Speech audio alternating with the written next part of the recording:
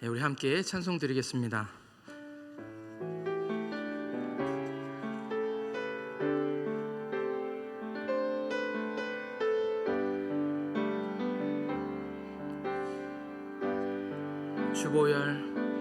주보혈 날 정결케 하고 주보혈 날 자유케 하니 주 앞에 나 예배하는 이 시간 나의 모든 것을 주께 드리네. 주의 손 날 위해 찢기셨고 주의 발 날 위에 박히셨으니 이제는 내가 사는 것이 아니요 오직 주를 위해 사는 것이라.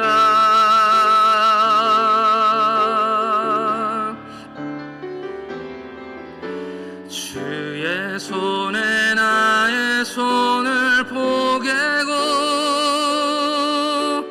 또 주의 발에 나의 발을 포개어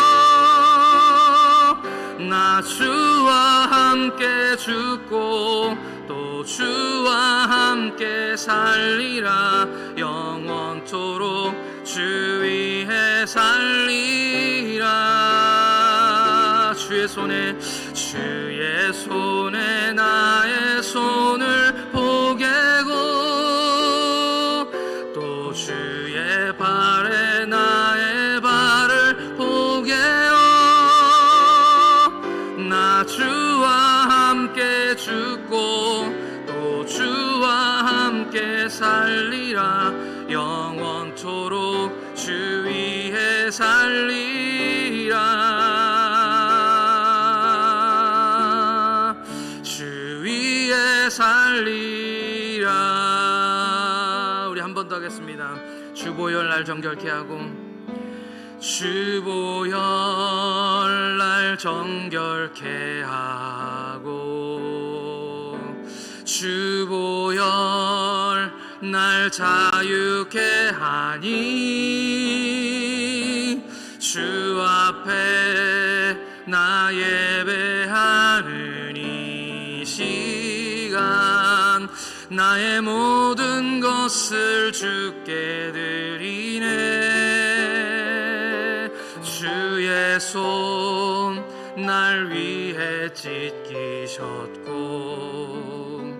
주의 발 날 위에 박히셨으니 이제는 내가 사는 것이 아니요 오직 주를 위해 사는 것이라.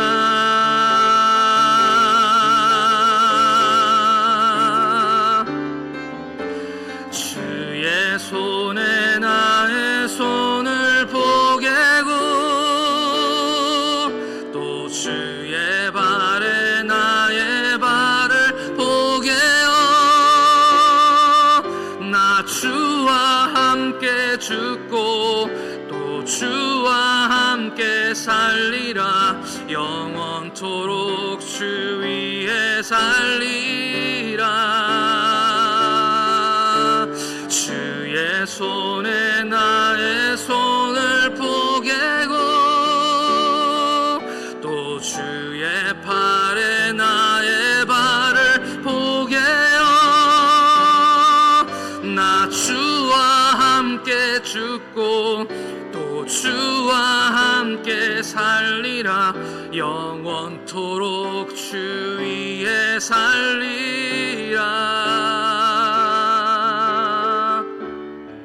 주 위에 살리라. 아멘. 함께 기도드리겠습니다.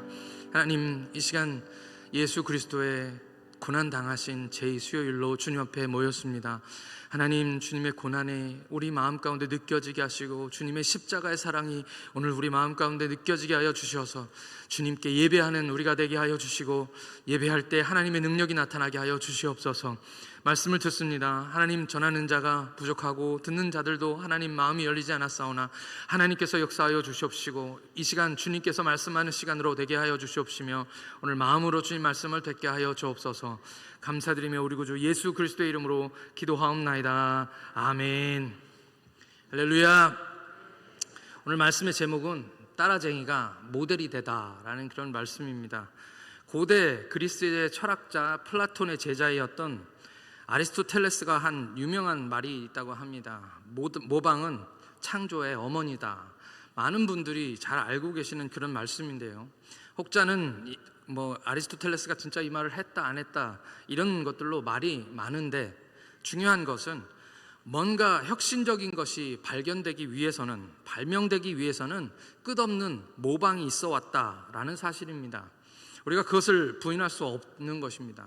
예를 들면 우리가 잘 아는 애플 회사가 있죠. 애플, 지금은 전 세계에서 가장 유명한 회사인데요, 이 애플에서 스마트폰이 나왔습니다. 이 스티브 잡스라는 그때 당시에 CEO였던 사람이 아이폰을 내놓았을 때, 아이폰 젊은 사람들이 많이 쓰는 핸드폰이죠.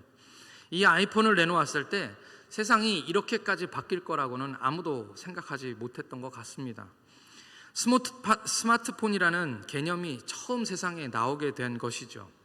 그 전에도 그 비슷한 전화기들이 많이 나오기는 했었지만 전화 하나로 모든 것을 할 수 있는 세상, 이제 그런 세상이 되었습니다. 전화가 TV가 되고 전화가 영화관이 되고, 이 전화 하나가 이것만 들고 다니면 버스니 지하철이니 시장에 가서 물건도 살 수 있는 지갑이 되기도 하고, 이 전화가 컴퓨터가 되어서 이제는 모든 것을 다 전화로 하는 세상이 되었습니다. 많이 앞서가는 곳은 컴퓨터도 없고 어떤 회사에서는 핸드폰만 가지고 그냥 일을 한다고 하더라고요. 삼성이 지금은 이 스마트폰 그 시장에서는 애플보다 더 지금은 앞서가고 있지만, 그때만 해도 삼성이 후발주자였습니다. 삼성이 말 그대로 전화기를 그때 당시에 만들고 있었고요, 그냥 일반적인 전화기입니다. 제 기억에 이건희 회장이 사장들을 모아놓고 아이폰하고 비슷한 것이라도 빨리 만들어내라 라고 강하게 재촉을 했다라는 그 뉴스를 제가 본 적이 있었습니다. 그때부터 전 세계에 이 스마트폰이 경쟁이 시작되게 되었습니다. 처음 삼성에서 만들어낸 스마트폰은 누가 봐도 애플의 아이폰과 비슷했습니다. 당시에는 스마트폰이라고는 애플에서 만든 이 아이폰밖에 없었기 때문에 결국은 이 삼성이 이 스마트폰을 따라했던 것이죠. 그렇게 세월이 지나고 지금 삼성은 명실상부 전 세계에서 가장 스마트폰을 많이 파는 스마트폰의 세상의 강자가 되어 있습니다. 전 세계의 스마트폰 시장 점유율에서 1, 2위를 다투는 아주 큰 기업이 되었죠. 그리고 전 세계의 많은 기업들이 이 삼성을 따라잡기 위해서 그 삼성의 기술들을 차지하려고 엄청난 경쟁을 지금 벌이고 있습니다. 말 그대로 따라쟁이가 모델이 된 것입니다. 따라쟁이가 모델이 된 경우는 이 삼성의 경우뿐만이 아닙니다. 굉장히 예가 많은데요, 코로나가 창궐했을 때 일상에서 또는 뉴스에서 우리는 한 번도 경험해보지 못한 일들을 매일같이 경험해야 했습니다. 우리나라도 이 위기를 해결하기 위해서 정말 많은 사람들이 고군분투하고 고생들을 했었는데요, 제 기억에 당시에 K방역이라고 이름 붙인 것들 중에 우리나라를 많은 나라가 모델로 삼았던 그런 것이 있습니다. 그것이 바로 드라이브 스루 방식의 선별 검사입니다. 이 드라이브 스루의 선별 검사는 기존의 방식과는 달리 직접 자기가 자기 차량을 몰고 이게 차를 몰고 들어가고 문 밖에서 창문만 열어주면 이제 그걸 가지고 검사를 하는 그런 방식이었습니다. 기존의 방식 검사를 받는 그냥 일반적으로 우리가 받았던 그런 검사 방식과는 달리 상당히 효율적이고 간단하면서 안전한 검사 방식이어서 많은 나라들의 모델이 되었습니다. 정말 많은 나라들이 이 드라이브 스루 방식을 가져다가 그렇게 했죠. 그냥 일반적인 검사에서는 1인당 한 30분에서 50분 정도 걸리던 검사가 10분 만에 그 모든 것들이 다 해결될 수 있었기 때문에 아주 획기적이었다. 그래서 많은 나라가 이 드라이브스루 방식의 검사를 따라 했었습니다. 이 방식, 그러니까 드라이브스루 방식의 선별 검사를 고안해낸 사람은 2015년 광주 광산구 민원실에 근무하던 한 공무원이었습니다.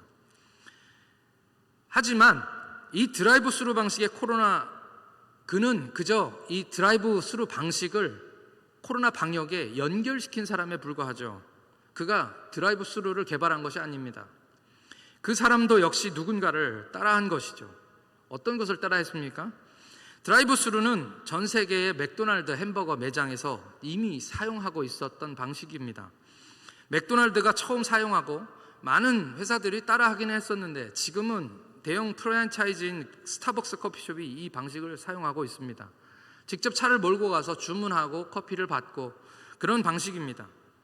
그것을 우리나라의 K방역이 그냥 따라한 것이죠. 따라쟁이가 이제 전 세계 방역의 모델이 되었다는 그런 이야기입니다. 전 세계에서 따라쟁이가 제일 많은 나라는 어디인지 아십니까? 남을 따라하는 거 좋아하는 나라가 하나 있습니다. 한때는 그 나라의 인건비가 싸가지고 전 세계의 모든 기업들이 다 그 나라에 공장을 세우고 싶어 했습니다. 그래서 그렇게 공장들을 세우고 전 세계의 공장이라는 별명이 붙을 정도로, 그래서 그 나라가 경제적으로 굉장히 부강하게 되었습니다. 아마 이쯤 되면 어느 나라인지 대충 아실 거라고 생각합니다. 바로 중국입니다. 그런데 문제는 이 나라에 공장이 세워지니까 사람들이 자꾸 그 기술들을 유출해서 비슷한 물건들을 자꾸 만들어내더라는 것입니다. 이른바 우리가 그냥 쉽게 우리끼리 하는 이야기로 짝퉁이라고 부르는 그런 물건들입니다. 짝퉁, 이 짝퉁은 요새 말이고요. 옛날에는 짜가라는 말을 사용했었습니다. 가짜라는 뜻이죠. 진품이 아니다라는 말입니다. 요즘은 그 기술이 더 발달해서 이게 진짜인지 가짜인지 구분하기가 참 어렵습니다. 저는 보석에 대해서 잘 모릅니다. 봐도 이게 진품인지 가짜인지 전혀 모르겠고, 누가 저에게 와서 이거 진짜라고 하면서 사라고 하면 아마 100% 살 것 같습니다.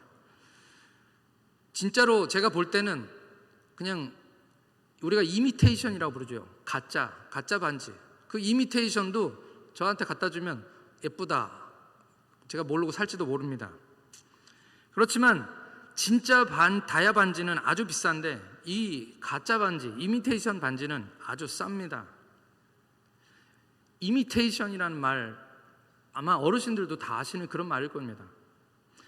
오늘 본문의 말씀 중에 6절과 7절 말씀을 같이 읽겠습니다. 오늘 본문 말씀 데살로니가 전서 1장 6절에서 7절 말씀 같이 함께 읽겠습니다. 시작. 또 너희가 많은 환난 가운데서 성령의 기쁨으로 말씀을 받아 우리 주를 본받는 자가 되었으니, 그러므로 너희가 마게도니아와 아가야에 있는 모든 믿는 자의 본이 되었느니라. 아멘.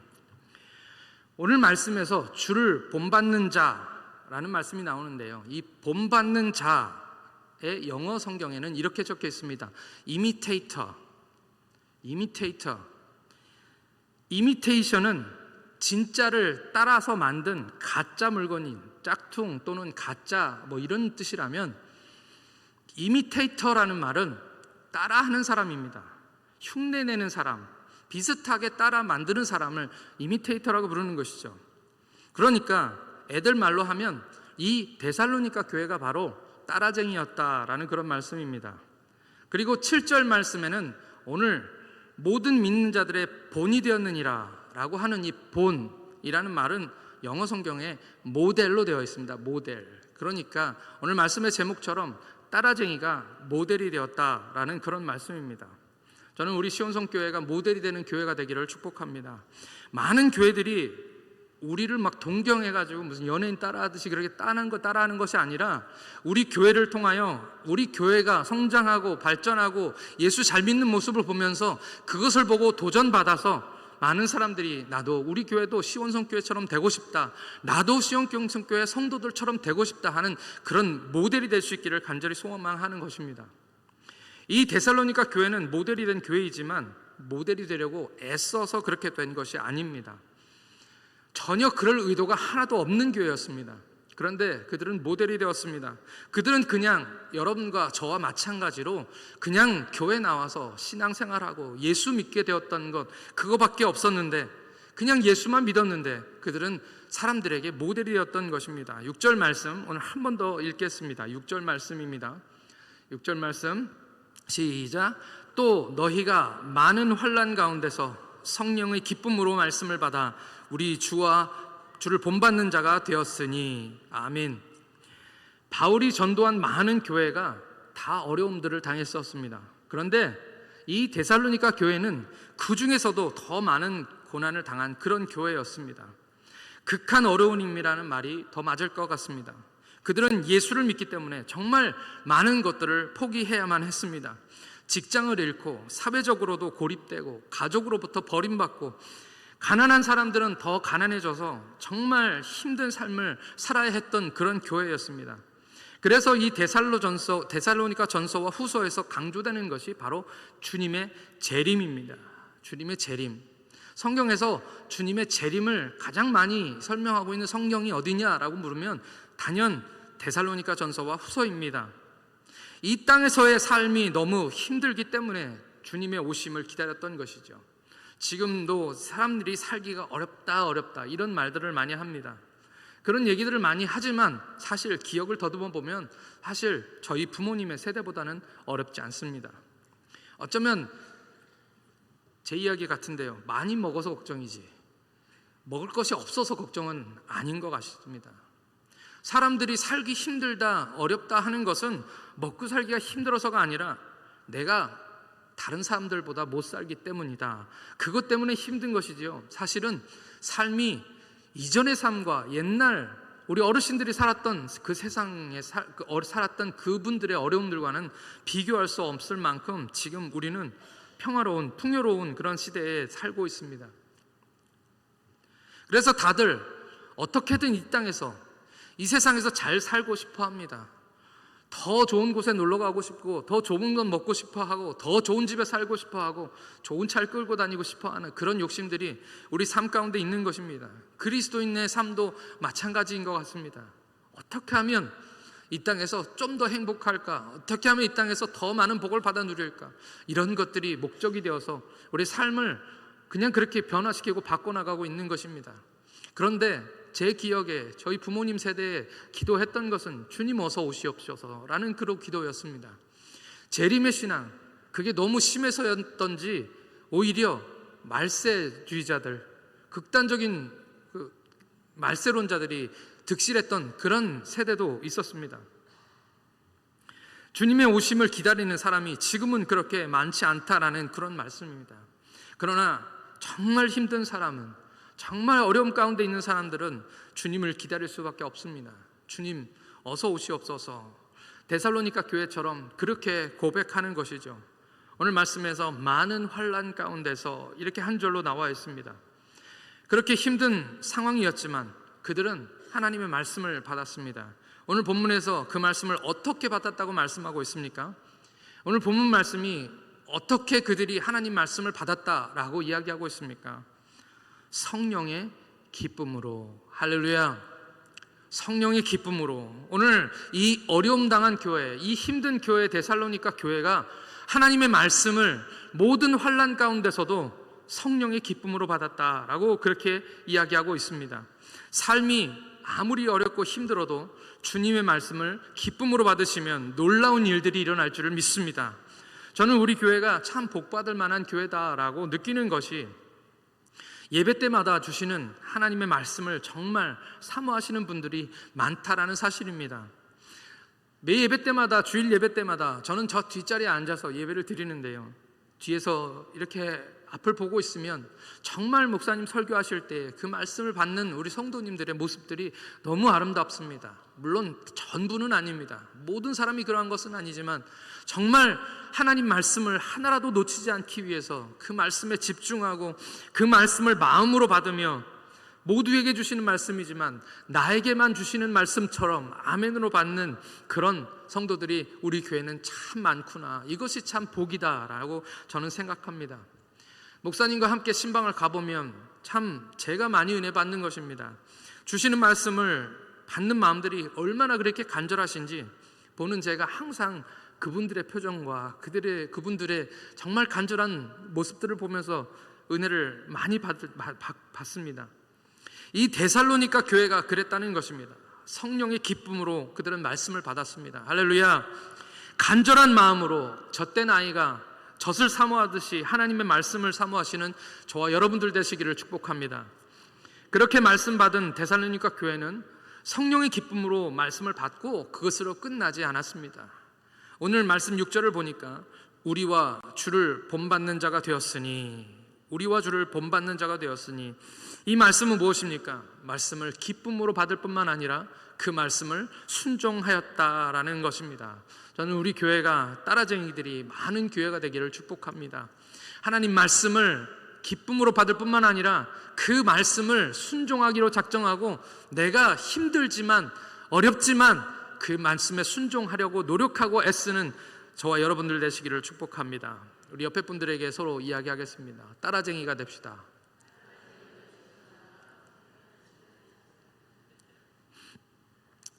데살로니가 교회는 정말 그냥 잘 믿는 그런 교회였는데 그것이 소문나기 시작했습니다. 7절과 8절 말씀을 다 같이 읽겠습니다. 오늘 말씀의 7절과 8절 말씀입니다. 천천히 읽겠습니다. 시작. 그러므로 너희가 마게도냐와 아가야에 있는 모든 믿는 자의 본이 되었느니라. 주의 말씀이 너희에게로부터 마게도냐와 아가야에만 들릴 뿐 아니라 하나님을 향하는 너의 믿음의 소문이 각처에 퍼졌으므로 우리는 아무 말도 할 것이 없노라. 아멘. 지도 하나를 보여드리겠습니다. 이 지도 잘 보이시나 모르겠어요. 제가 빨간색으로 저렇게 표시를 해놨습니다. 그러니까 저 빨간 부분이 아가야 지방, 중간에 있는 것이 아가야 지방이고 그 위에가 마게도니아입니다. 그리고 밑에 아래쪽으로 내려오면 고린도라는 섬이 있고요. 그게 그리스라는 동네입니다. 그러니까 오늘 말씀에서 마게도니아와 아가야에 죄의 소문이 퍼졌다라는 그런 말씀인데요. 제가 편하게 보시려고 크기가 어떻게 되는지 보여드리려고 옆에다가 비슷한 크기의 우리나라 모습을 저기다 그려놓았습니다. 참고가 되실 것 같습니다. 발 없는 말이 천리 간다고 하는데 어떻게 그 소문이 그렇게 퍼질 수가 있었을까요? 그때는 전화도 없고 TV도 없는 것이 당연합니다. 소식을 들을 수 있다는 것이 그저 사람들의 말로만 듣는 것인데 지금 저렇게 넓은 지역에 소문이 퍼졌다는 것입니다. 각처에 마게도니아와 아가야 지방뿐만 아니라 각처에서 많은 사람들이 이 데살로니가의 소식을 듣는다는 그런 이야기입니다. 말하자면요, 오늘 여기서 우리 교회의 소문을 부산에서 듣는다라는 말입니다. 뉴스로 듣는 것이 아니고 전화로 듣는 것이 아니라 사람의 목소리로, 사람의 말로 소문이 퍼지고 퍼져서 부산에서 우리 교회 소식을 듣는다고 한번 생각해 보십시오. 광주에서 우리의 소식을 듣는다고 생각해 보십시오. 또 우리의 소식을, 이 소식을 신의주에서, 저 북한 땅에 있는 신의주에서 소식을 듣는다고 생각해 보십시오. 그건 쉬운 일이 아닙니다. 엄청난 일인 것이죠. 가령 제가요 월요일에 머리를 잘랐습니다. 미용실에 가서 머리를 잘랐는데요, 이런 소문은 안 납니다. 왜 안 날까요? 제가 유명한 사람이 아니기 때문이죠. 네. 제가 얘기해놓고도 참 우습습니다. 이렇게 소문이 안 나는 이유는요, 재미가 없습니다. 임재민 목사가 머리 잘랐다는 게 뭐가 그렇게 재밌겠습니까? 소문이 나는 건 흥미가 있고 재미있어야 소문이 퍼지는 것이죠. 우리가 남 험담하고 헛된 소문을 퍼뜨리면 그 소식은 참 빨리 가는데 그 소식이 달콤하고 자극적이고 재미있기 때문입니다. 재미가 있어야 소문이 난다라는 그런 말씀이죠. 소문이 나려면 사람들 입에 오르내릴 만한 이유가 있어야 합니다. 사람들 마음에 감동이 있으면 소문이 난다라는 그런 말씀입니다. 아무리 멀어도 사람들이 오고 가면서 이야기하는 것이죠. 데살로니가 교회 소문 들었냐? 데살로니가 교회 소문 들었냐? 아직도 못 들었어. 그 교회 성도들 진짜 힘들대. 어떻게 그런 교회가 있느냐? 라는 그런 얘기들입니다. 그런데 그런 교회가 예수를 정말 잘 믿는다더라. 그렇게 고난 가운데서 어려움을 당하면서도 그 교회 성도들은 어떻게 된 일인지, 유대인들도 아니고 유대 그리스도인들도 아니고 헬라인들인데, 머리가 하얀 노란 헬라인들인데, 그 백인 중에 백인이 그 그리스 사람들인데요. 그 사람들이, 우리가 잘 알 그리스 철학자들 보면 이렇게 거적대기 같은 거 하나 걸치고 있잖아요. 옷 같지도 않은 그런 옷을 입고 있는 사람들이 예수를 믿는데 라고 사람들이 이야기하고 있는 것입니다. 이 이야기를 누가 들었다는 얘기입니까? 바울이 직접 들었다는 얘기입니다. 바울이 지금 어디에 있습니까? 바울은 지금 로마 감옥에 있습니다. 가택이 연금을 당해가지고 지금 만나는 사람들도 많지 않습니다. 그런데 바울이 로마에 있는데 이 이야기를 누구에게 들었다는 것입니까? 오늘 9절 말씀 같이 읽겠습니다. 9절 말씀입니다. 9절 말씀 시작. 그들이 우리에 대하여 스스로 말하기를 우리가 어떻게 너희 가운데 들어갔는지와 너희가 어떻게 우상을 버리고 하나님께로 돌아와서 살아계시고 참되신 하나님을 섬기는지와. 아멘.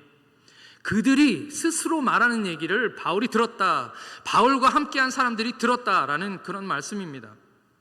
바로 마게도니아와 아가야의 이 소문을 들은 각처의 모든 사람들이 무슨 말씀을 들었다는 이야기입니까? 어떤 것으로 그들을 소문나게 만들었을까요?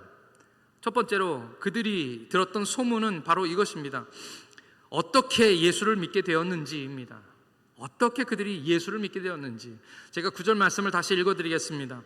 그들이 우리에 대하여 스스로 말하기를 우리가 어떻게 너희 가운데에 들어갔는지와 너희가 어떻게 우상을 버리고 하나님께로 돌아와서 살아계시고 참되신 하나님을 섬기는지와. 아멘. 첫 번째는 그들이 어떻게 예수를 믿게 되었는지가 소문나게 되었습니다. 어떻게 예수를 믿게 되었는지. 그냥 평범한 스토리라면 이것이 소문나지 않을 것입니다. 그런데 이 나라 사람들, 여기에 이 데살로니가 사람들은 예수 믿기 참 어려운 형편 가운데 있었는데 그들이 예수를 믿게 되었다는 얘기죠. 참 그런 것들이 감동입니다. 간증을 들어보고 그 기독교 방송이나 이런 데 나와서 간증하시는 이야기를 들어봐도 예수를 믿기 참 어려운 사람들이, 예수를 핍박하던 사람들이, 대대로 불교를 믿거나 대대로 우상 숭배하던 사람들이, 누가 봐도 그 사람들은 예수 믿기 어려웠던 사람들이 주님께로 돌아왔을 때 그것이 소문이 나고 그것이 감동이 되는 것이죠. 어떻게 그들이 예수를 믿었을까라는 것이 이 뉴스의 첫 번째 관심사였습니다. 아니, 그 사람들이 예수를 믿어? 데살로니가 사람들이 예수를 믿어? 라는 그런 이야기죠. 하나님은 없는 것을 있는 것처럼 부르시는 하나님이신 줄 믿습니다. 제가 선교사로 있을 때 선교 편지를 보냅니다. 처음에 선교지에 갔을 때는 주로 제가 선교 편지에서 저와 저의 가족들의 이야기를 적었습니다. 다들 저를 위해서 기도하시는 분들, 저를 위해서 후원해 주시는 분들은 저희를 사랑해 주시는 분들이고 저희를 위해서 기도해 주시는 분들이었으니까요. 저희들이 어떻게 정착하고 또 어떻게 훈련받고 또 어떤 사람들을 만나고 어떤 집에 살고 집은 어떻게 구했는지 또 먹는 거는 뭔지, 이런 이야기들이 굉장히 궁금하셨기 때문입니다. 그런 얘기들을 선교 편지에 적었습니다. 그런데요, 만약 여러분들이 선교사님이 오셔서 선교지의 말씀을 여러분들과 선교지에 선교 보고를 하신다면 여러분들은 어떤 이야기들을 듣고 싶으십니까? 그분이 뭘 먹고 사는지, 누구하고 얘기하는지, 이런 얘기가 듣고 싶습니까? 방은 몇 개짜리 집에 사는지? 그런 얘기를 들으려고 여러분 선교사를 모시고 있는 것이 아니죠. 선교사에게 듣고 싶은 이야기는 무엇입니까? 어떻게 저에게 사람들이 요구했던 것은 뭐냐면 바로 어떻게 인도인에게 복음을 전하고 어떻게 인도인들, 이 피지에 있는 섬나라에 사는 인도인들에게 복음을 전해서 교회를 세우게 되고 어떻게 그런 사람들이 변화되어져 가는지, 어떻게 하면 그들이 우상 숭배하던 그들의 삶을 버리고 참되신 우리 하나님께 돌아오게 되었는지, 그런 이야기들입니다. 그런 이야기들을 들으면 참 재밌죠. 우리 삶과는 완전히 다른 이야기니까요.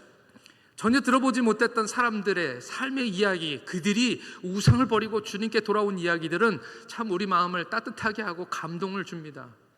옛날 우리 오래전에 우리 한국 땅에 선교사가 들어와서 복음을 전했을 때도 마찬가지였죠.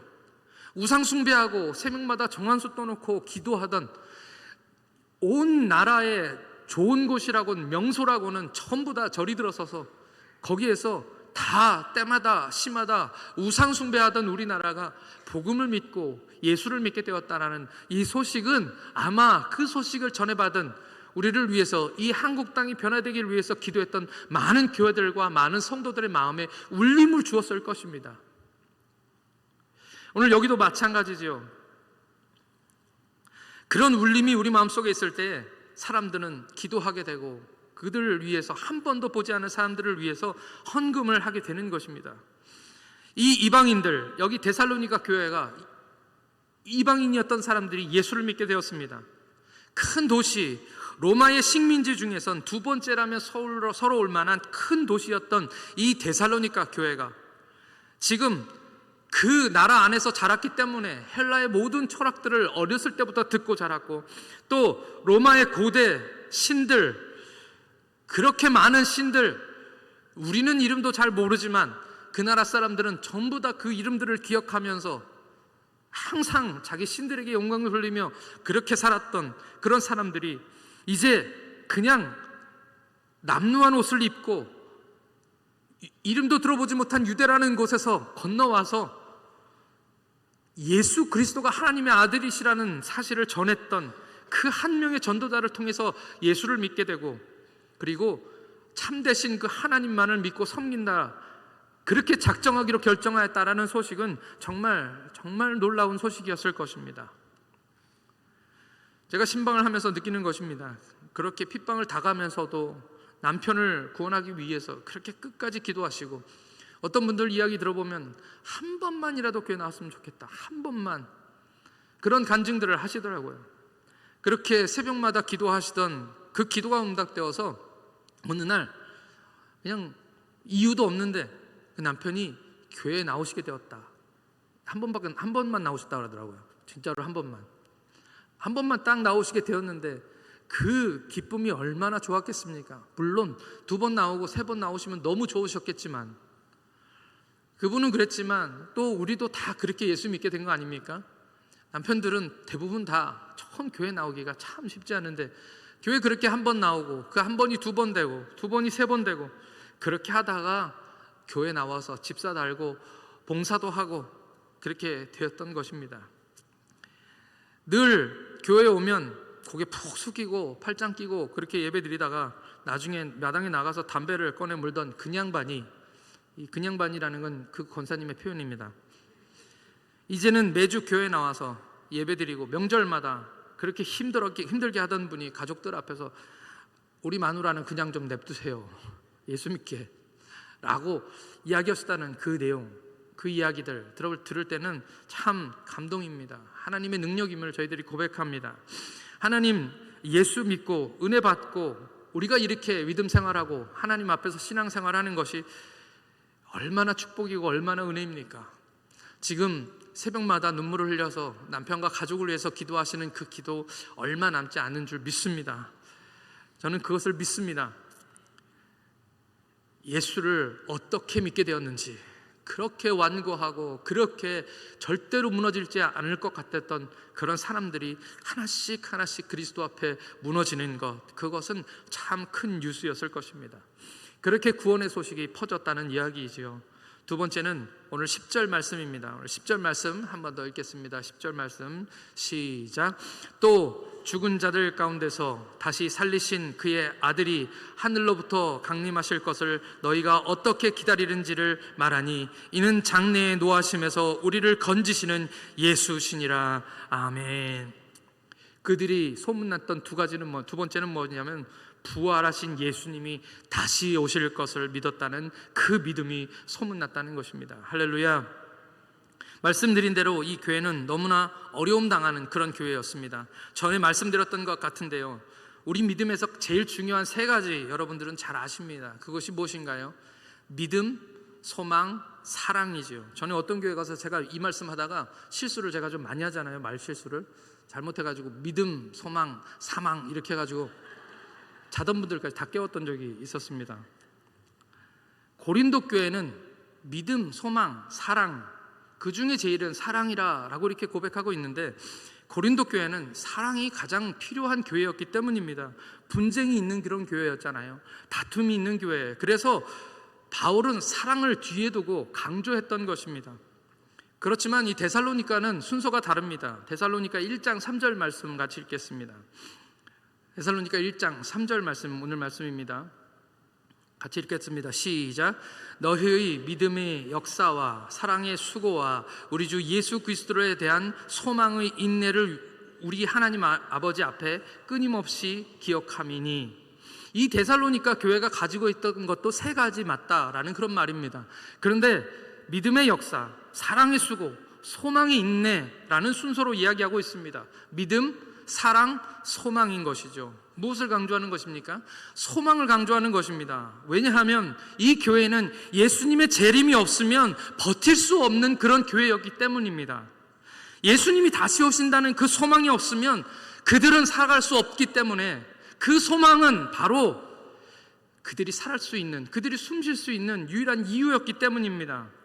주님 오시니까 얘들아 조금만 참자, 힘들어도 조금만 견디자, 주님 우리를 위해서 다시 오신다고 말씀하셨다.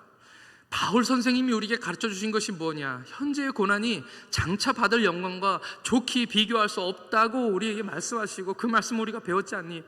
주님 오시니까, 주님 오시면 힘든 거, 아픈 거, 어려운 거, 우리의 눈물, 우리 슬픔, 고난당하고 능력받는 것, 그거 다 하나님께서 고쳐주실 거야 라는 그런 소망의 믿음이 이 데살로니가 교회 가운데 있었다는 것이죠. 그래서 그 소망을 부여잡고 꿋꿋이 이겨낸 사람들, 그 믿음의 사람들이 바로 이 데살로니가 교회라는 것입니다. 그 믿음 소문날만 하지 않습니까? 이 세상은 힘듭니다. 어렵습니다. 5살짜리 꼬마 아이도 그 5살짜리 꼬마 아이가 감당하기에는 너무 힘든 삶이 있다고 하더라고요. 그릇이 작으니까 작은 고난도 견디기 힘든 것이죠. 이 세상에 사는 모든 사람들은 다 고난 가운데 있습니다. 어려움 가운데 있습니다. 지난 주일 우리 목사님 주신 말씀도 바로 그 말씀이시죠. 고난, 그것이 있습니다. 사망의 음침한 골짜기가 늘 우리에게 있고, 사망의 음침한 골짜기를 통과해야, 그래야 쉴만한 물가로 나아갈 수 있다고 우리에게 말씀 주셨습니다. 어떻게 그 사망의 골짜기를 통과하는가입니다. 저는 우리 교회가 주님 주신 말씀으로 주님 주신 말씀을 성령의 기쁨으로 받는 그런 교회 되기를 축복합니다. 환난 가운데서도 주를 본받는 자가 되어서 말씀에 순종하는 따라쟁이가 많은 그런 모든 따라쟁이가 되시기를 예수님의 이름으로 축복합니다. 또 우리가 어떻게 예수를 믿게 되었는지와 또 어떻게 부활하신 예수님이 다시 오심을 기다리고 있는지, 이 모든 것들 우리가 애써서 알리려고 애쓰지 않아도 소문나게 되는 그런 믿음의 좋은 본이 되는, 모델이 되는 저와 여러분들이 되시기를 예수님의 이름으로 축원합니다. 오늘 부른 찬양을 함께 드리겠습니다.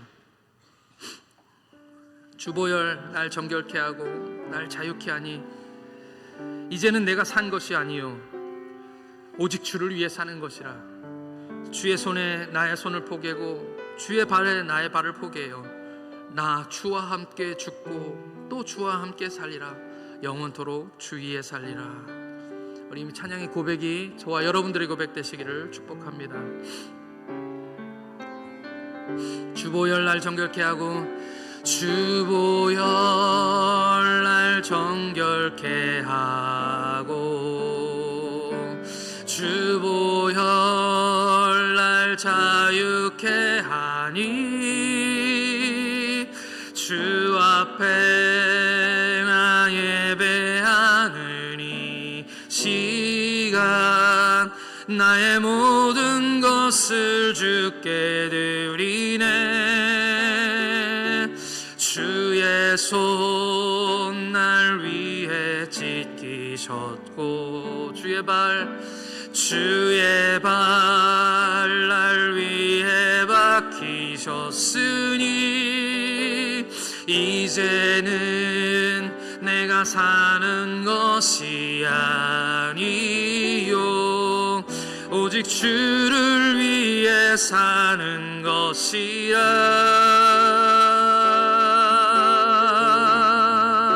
주의 주의 손에 나의 손을 포개고 또 주의 발에 나의 발을 포개어 나 주와 함께 죽고 또 주와 함께 살리라 영원토록 주 위에 살리라 주의 손에 나의 손을 포개고 주의 발에 나의 발을 포개어 나 주와 함께 죽고 또 주와 함께 살리라 영원토록 주 위에 살리라 주 위에 살리라. 이 시간 우리 함께 하나님께 기도하겠습니다. 우리 주님 우리를 위해서 고난 당하셨습니다. 이 시간 데살로니가 같은 교회 그런 성도가 되게 하여 주옵소서. 우리 주님의 말씀을 성령의 기쁨으로 받게 하여 주옵소서. 환난 가운데서도 주님의 다시 오심을 기억하게 하여 주시고 아무도 주님을 기다리지 않는다 할지라도 주님을 기다리며 비록 우리가 사망의 음침한 골짜기로 다닌다 할지라도 주님을 붙들게 하여 주시고 주와 함께 죽고 주와 함께 사는 우리 모두가 되게 해달라고 다 같이 주여 한번 크게 부르시고 함께 기도하겠습니다. 주여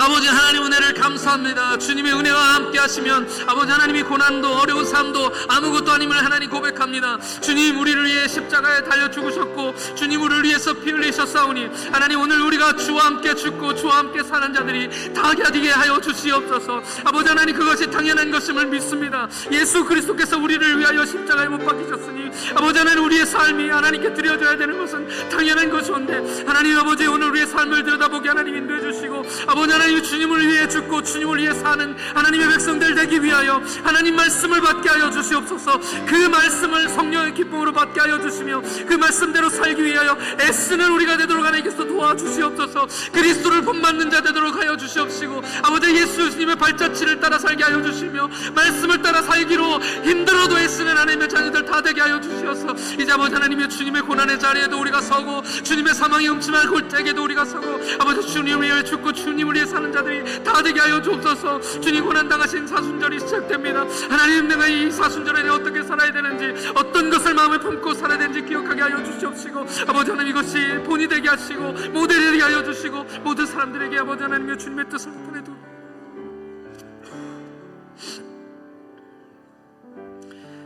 하나님 아버지 은혜와 사랑에 감사를 드립니다. 우리도 데살로니가 교회처럼 같은 복음을 들었습니다. 죄로 인해 죽을 수밖에 없었던 우리가 하나님의 은혜와 예수의 십자가의 사랑과 성령의 인도하심으로 구원함을 얻었습니다. 환난과 어려움 중에서도 사망의 음침한 골짜기로 지나는 것 같은 고통의 순간을 지난다 할지라도 주님 주시는 말씀으로 이겨내게 하여 주시옵소서. 주시는 말씀을 순전한 마음으로 받게 하여 주시고 성령으로 충만히 부어주셔서 그 주님의 말씀으로 주님의 말씀을 기쁨으로 받게 하여 주시옵소서. 소문을 내고자 해서가 아니라 우리의 말씀을 받아 고난 가운데서도 주님을 기다리면 이 소문이 많은 사람들에게 들리게 될 줄 믿습니다.